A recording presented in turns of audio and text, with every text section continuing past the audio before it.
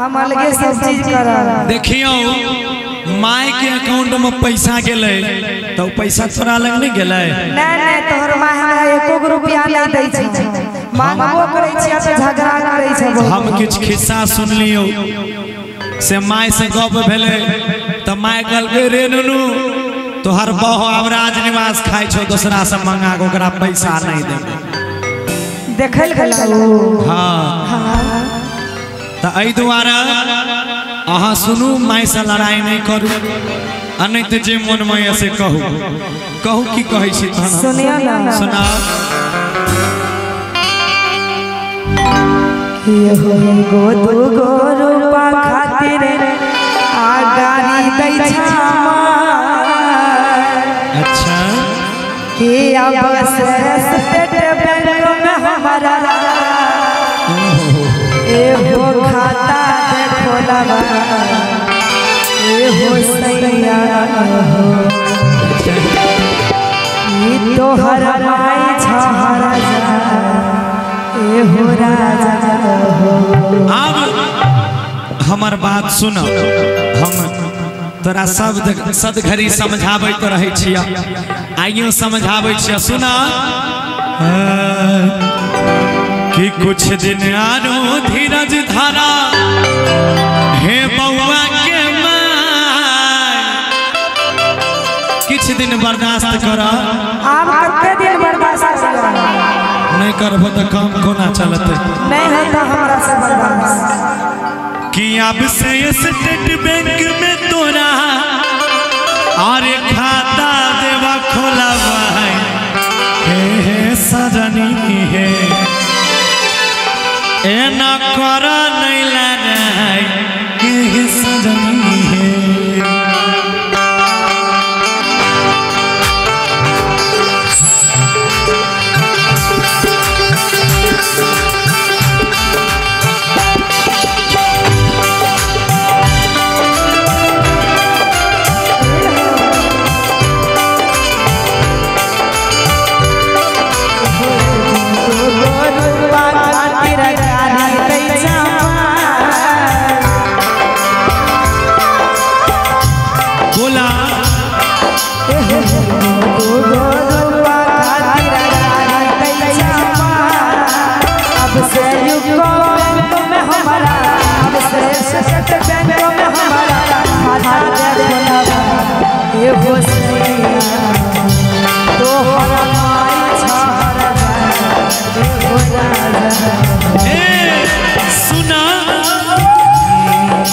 कुछ दिन आरो धीरज धारा हे बउआ के माय,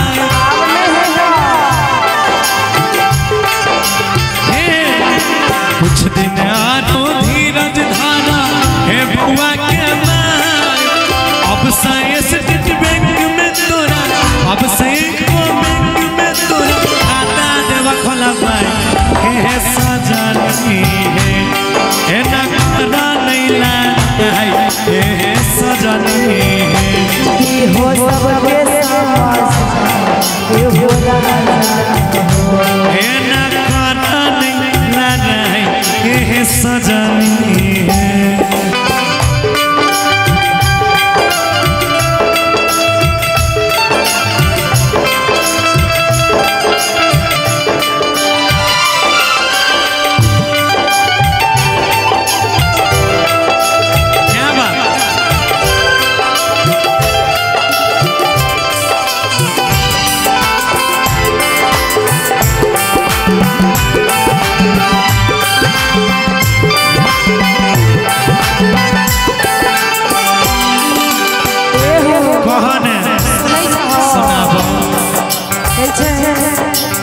रूपा पैसा के दिक्कत होबे करे छ। आ एगो पार्टी फरक घर छ, एगो माय भेजे चार गो बाल बच्चा भेजे, केना एगो घर में ससिया कहो ना मैनेज कर। सुना ना सुनाब घर में केना ससिया तू बजा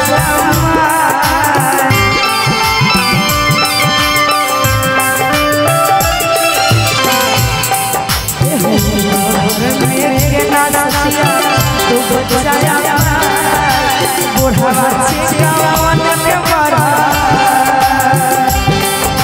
छोटका छिका मन में बड़ा डंडा रे ये बस कई छाड़ा ला ला ला ये बोला ए भैया ये दोनों जवाब दिया देखियो हमरा एक बस सूचना कि सकरी के एकटा बच्चा सलमान कतो हरा गेल छै जो कोनो व्यक्ति के भेटा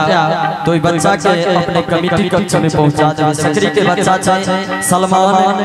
जो किनको भेटा तो ओ कमिटी कक्ष में पहुंचा देबे। स्टार्ट सुनू ना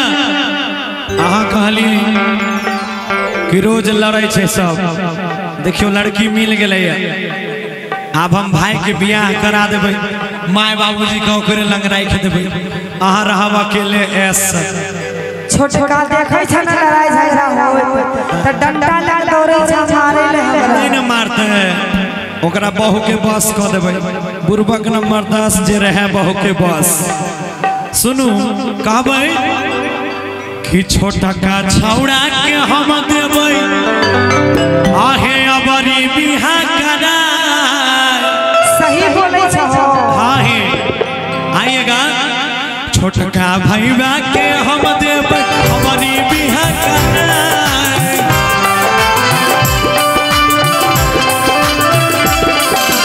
माई बाप के मुहे रखतै माई बाप के मुहे रखतै घर में घुसै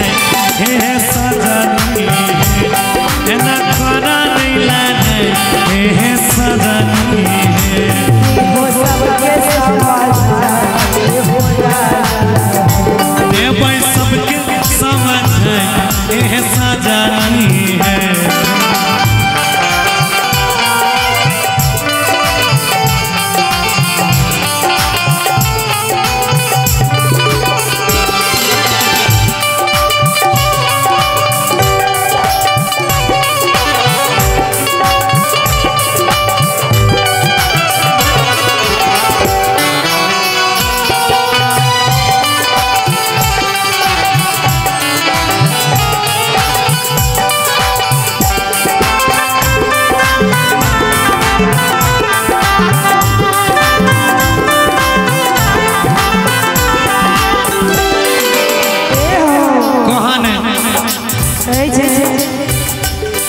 इच्छा साझे बोले तोर बरबरी भौजा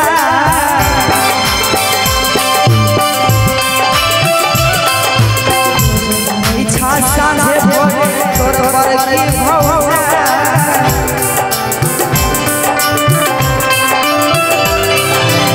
एक दिन ये सब टेंशन में एक दिन ये सब टेंशन में जहर लेवा अरे बाप केहन आदमी छै तू के फेर से कह दे की कहले कि रोज लड़ई छा साँझे भोरे अच्छा हाथ तोर बरकी भौजा ई बड़की छिए तू तो छोट छी न समझदार छी कथि ल मुंह लगाबै छी एकरा समझा दियो हमरा तो कैला अच्छा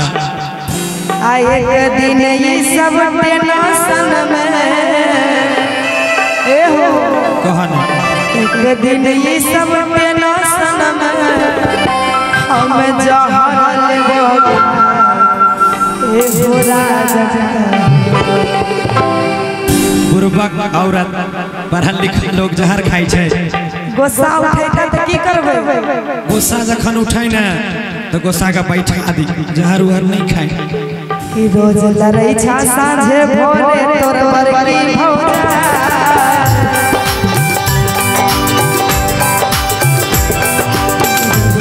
इच्छा साँझे भोरे तोर बरकी भौजा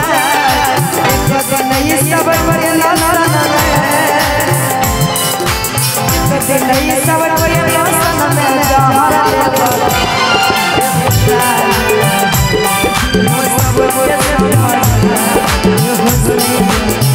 जितेंद्र भैया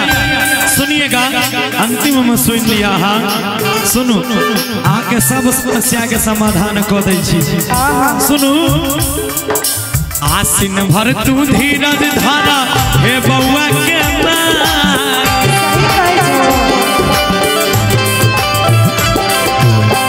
आसिन महीना भर